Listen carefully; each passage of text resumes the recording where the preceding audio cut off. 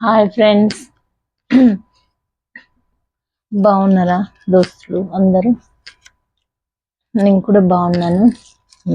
సజీవ లెక్కలో ఉన్నాను కాబట్టి మన ప్రియమైన యేసయ్యకు కృతజ్ఞతాస్తుతులు చెల్లిద్దాము. ఆయనకే మహిమ, ఆయనకే ఘనత చెల్లిద్దామండి. వీడియో చూస్తున్న ప్రతి వారిని ప్రభువు దర్శించునుగాక, ప్రభువు మాట్లాడునుగాక. ఉదయకాలం నుంచి మధ్యాహ్న కాలం దాటిపోయింది, 4గా వస్తుంది ఇంచుమించు ఈ టైము.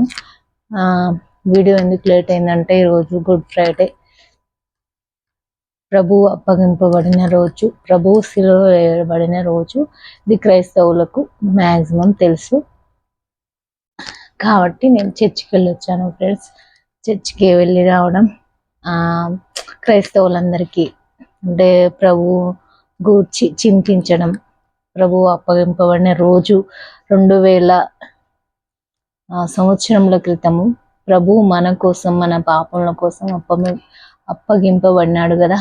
అందుకు మనం గుర్తు చేసుకొని ఆయన మన కోసం పెట్టిన ప్రాణం, ఆయన భూలోకానికి వచ్చి మన కోసము ఆయన ప్రాణాలను పెట్టి మరలా తిరిగి లేచినాడు కదా యేసయ్య ఆ రోజు. కాబట్టి ఈరోజు స్పెషల్ గుడ్ ఫ్రైడే. అంటే ప్రపంచంలో ఒక మనిషి చనిపోతే అది మంచి రోజు ఎలా అవుతుందని చాలా మందికి ఉండొచ్చు, కానీ మనుషుల కోసమే యేసయ్య తన ప్రాణాన్ని పెట్టాడు. మానవ రూపంలో జన్మించి మానవుల కోసం ప్రాణం ఇచ్చాడు యేసయ్య. మన కోసం నిత్య నరకానికి వెళ్ళకుండా నిత్య పరలోకానికి వెళ్ళేటట్టు దారిని ఏర్పరిచాడు మన యేసయ్య. ఇదైతే అందరికీ తెలిసిందే ప్రభు గురించి. సరే, ఈ దినము జన్మించిన వారికి యేసయ్య ఆయుష్ను, ఆరోగ్యాన్ని ఇవ్వాలని అయితే మనము కోరుకుందాము. భారతీయ ఛానల్ చూస్తున్న వాళ్ళందరికీ చాలా ధన్యవాదాలు. ప్రభువు మీతో ప్రతిరోజు మాట్లాడాలని నేను కోరుతున్నాను. సరే, ఏది ఏమైనప్పటికీ ప్రభు వాగ్దానం, ఈరోజు ఏర్పరిచిన వాగ్దానం మనం చదువుకోవాలి కదా ఫ్రెండ్స్. నా వాగ్దానం అయితే నేను చదివి వినిపిస్తాను. అనేకులకు ప్రతిగా విమోచన క్రయధనముగా తన ప్రాణమును ఇచ్చుటకు వచ్చిన నేను మళ్ళీ చదువుతున్నానండి. అనేకులకు ప్రతిగా విమోచన క్రయధనముగా తన ప్రాణమును ఇచ్చుటకు వచ్చినను ప్రభు గురించి ఉంది ఈరోజు వాగ్దానము. ఈ వాగ్దానము, ఇది నా వాగ్దానము. మరి మీరు వాగ్దానం చదివి ఉన్నారో లేదో నాకు తెలియదు. ఈరోజు అందరూ కూడా వాగ్దానాన్ని చదవండి. చదివిన వాళ్ళు మరి పొద్దున్నే లేచి ప్రేయర్ చేసిరా లేదా అందరూ? నేనైతే చేసుకున్నాను. ప్రభువుకు ఫస్ట్ ప్రిఫరెన్స్ ఇవ్వాలి కనుక పొద్దున్నే లేచి అయితే ప్రేయర్ చేసిన ఫ్రెండ్స్. మరి మీలో ఎంతమంది ప్రేయర్ చేసిరో, ఎంతమంది ప్రభువును వెంబడిస్తురో మరి కామెంట్లో చెప్పండి. ప్రభువుని వెంబడించిన వాళ్ళు కూడా వీడియోస్ చూస్తూ ఉండొచ్చు, చూస్తారు. ప్రభు మరి త్వరగా మీ హృదయాలను తట్టాలని కోరుకుంటున్నాను. ప్రార్థన భారం కలిగి నేను చెప్పే ప్రతి టాపిక్ని ప్రతిరోజు ప్రేయర్ చేస్తున్న వాళ్ళని ప్రభు పురుకొల్పును గాక, ప్రభువు దర్శించును గాక. మనము అన్ని టాపిక్స్, మళ్ళీ సమస్యల గురించి, అన్నిటి గురించి ప్రతిరోజు మన ఛానల్లో ప్రేయర్ చేయాలని చెప్పడం జరుగుతుంది.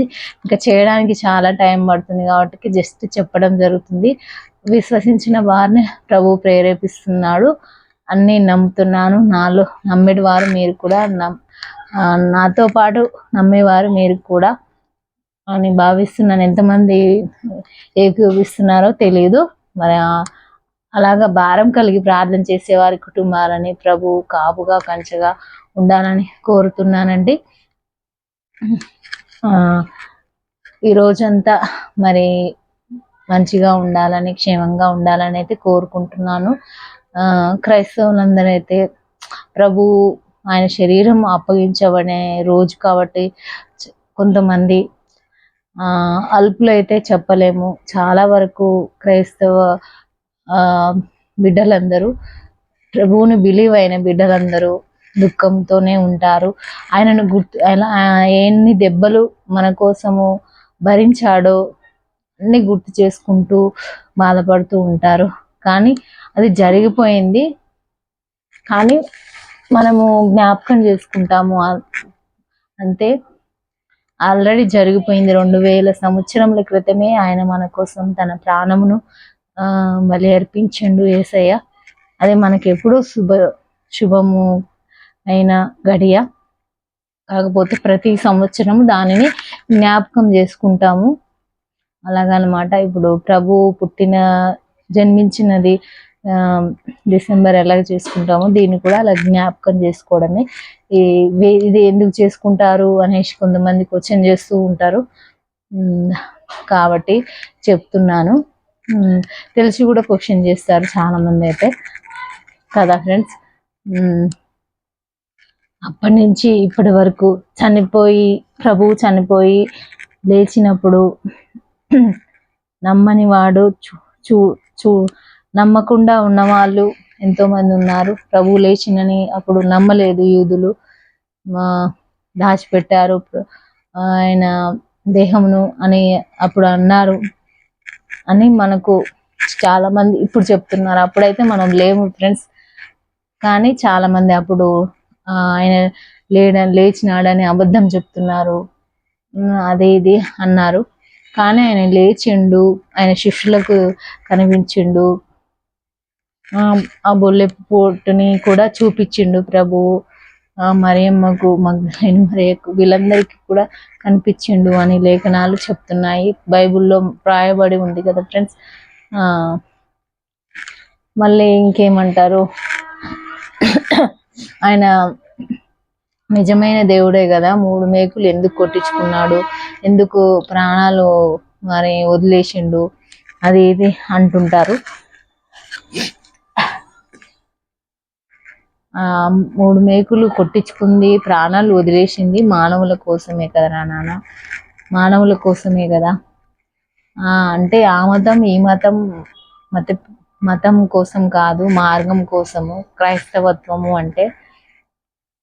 కాబట్టి ఆయన 3 మేకులు కొట్టించుకుండు, కొరడా దెబ్బలు తిన్నాడు,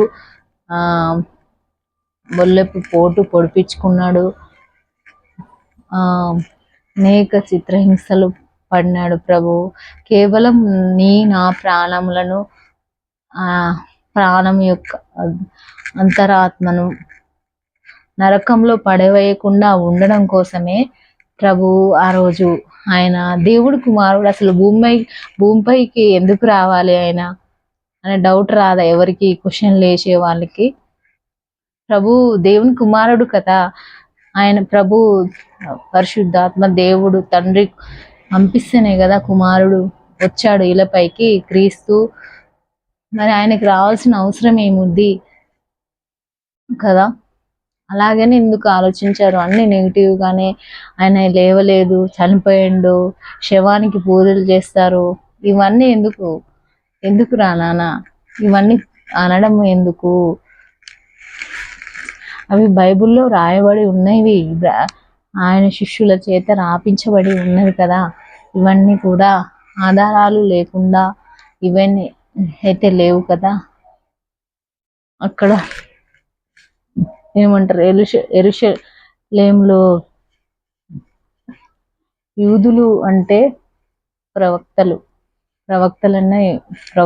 ఉన్న యూదులు ఉన్న అంటే క్రైస్తవత్వంలో ఉన్న వాళ్ళు కూడా ప్రభువును అప్పగించింది కూడా ఎవరో వేరే వాళ్ళు కాదు, ప్రభువును బిలీవ్ అయిన వాళ్ళే. ప్రభువు ఇలపైకి వచ్చాడంటే నమ్మలేక, ప్రభువుని నమ్మలేక, తెలుసుకోలేక,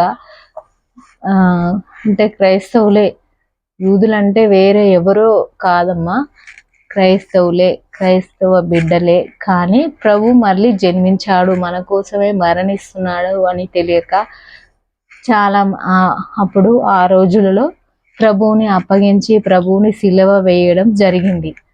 అలా ప్రభువు తండ్రి చిత్తమును నెరవేర్చాడు. కాబట్టి ఆయన శిలువలో మరణించాడు. 3 మేకులు కొట్టించుకొనబడి ఆయన నరకయాతన అనుభవించి ప్రతి రక్తపు బొట్టును మన కోసము కార్చిన మన ప్రియమైన యేసయ్య, నజరేయుడైన యేసయ్య ఎన్నో నామాలతో ఆయనని ఎన్నో నామాలతో అంటే మళ్ళీ వెటు వెళ్ళొద్దు. బైబిల్లో ఆయనకు ఎన్నో అంటే పేర్లు ఉన్నాయి. కొన్ని పేర్లతో పిలుస్తున్నాము. బైబిల్లో ఉన్న పేర్లనే పిలుస్తాము, మళ్ళీ వేరే పేర్లు కాదు. ఎన్నో నామాలతో అంటే మళ్ళా డైవర్ట్ తీసుకుంటారు చాలా మంది. అది కాదు, బైబిల్లో ఉన్న పేర్లు. బైబిల్లో అనేకమైన పేర్లు ఉన్నాయి యేసయ్యకు. కొంతమంది కొన్ని కొన్ని పేర్లు పెట్టి అంటే స్థుతించేటప్పుడు ఆయనను ఆరాధించేటప్పుడు అలాగ పిలుచుకుంటాము. ఇది ప్రతిరోజు ప్రార్థన చేసే వాళ్ళకి తెలుస్తుంది కదా నాన్న, కదా. ప్రతిరోజు ప్రార్థన చేసే వాళ్ళకు తెలుస్తుంది. ప్రార్థనలో ఇంట్రెస్ట్ ఉన్న వాళ్ళకు, నా ప్రార్థనని నేను పెంచుకోవాలి, నేను దేవుళ్ళో ఎదగాలి అన్న వాళ్ళకు ఇలాంటి విషయాలు తెలుస్తాయి. నాకు కూడా తెలియదు ఇన్ని రోజులు. మళ్ళీ నువ్వేమైనా తోపు అనుకుంటారు. నాకు కూడా తెలియదు, తెలుసుకోవడానికి ట్రై చేస్తున్నాను. కాబట్టి పాపలు ఎవరు వీడియో చూస్తున్నారో తెలియదు. చిన్నవాళ్ళు చూస్తున్నారా, పెద్దవాళ్ళు చూస్తున్నారా, ఎవరు చూస్తున్నారో తెలియదు. అందరినీ ప్రభు దర్శించాలని అయితే నేను కోరుకుంటున్నా. నా బాధ్యతగా నేను నా వంతు ప్రభు గురించి తెలియజేయడానికి ట్రై చేస్తున్నా. ప్రభు కనిపెట్టాలి, ప్రతి వారి శ్రమను ఆయన కనిపెట్టేవాడు. ఆయన గురించి భారం కలిగి జీవిస్తున్న వాళ్ళని ఆయన ఎప్పటికీ చేయి విడవడు. ఈ లోకంలో జన్మించి మరణించడము అది తప్పనిసరి, కానీ మన ఆత్మ అనేది పరలోకంలో ఉంటే అదే మనకు నిత్య రాజ్యము, నిత్య లోకము. ఇది నిత్యమైన లోకం కాదు, ఇది ఇక్కడి వరకే. ఈ భోగాలు అన్నీ, ఈ కష్టాలు అన్నీ ఇక్కడి వరకే. కానీ మనం అసలైన జీవనం సాగించేది యేసయ్య దగ్గర, ఆయన సన్నిధిలో. ఇది గుర్తుపెట్టుకోండి. ప్రతి ఒక్కళ్ళు కూడా ప్రభువుని గురించి హేళన చేసే వారికి చెప్తున్నాను. అన్నీ బైబిల్లో ఉన్నాయి మాత్రమే చెప్తారు క్రైస్తవులు, వేరే విషయాలు అయితే చెప్పరు.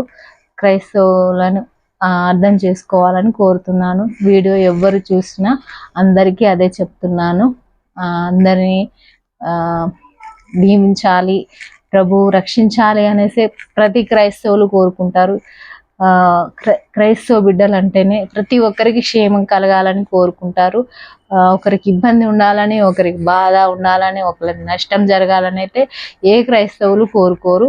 ఎంత అంటే క్రైస్తవత్వంలో ఉండి కూడా లోక ఆశలకు లొంగేడు వాళ్ళైనా సరే